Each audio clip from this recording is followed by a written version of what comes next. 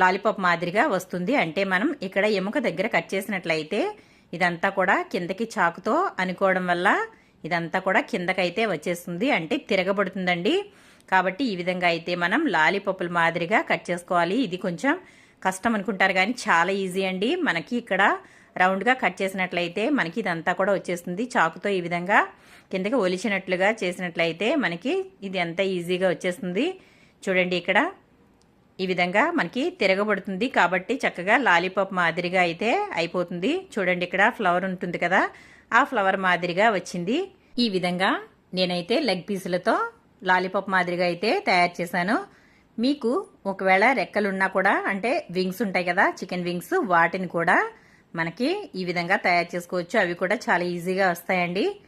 అయితే నేనైతే ఈ విధంగా మిగిలినవన్నీ కూడా ఇదే మాదిరిగా లాలీపాప్ మాదిరిగా కట్ చేసుకుంటున్నాను.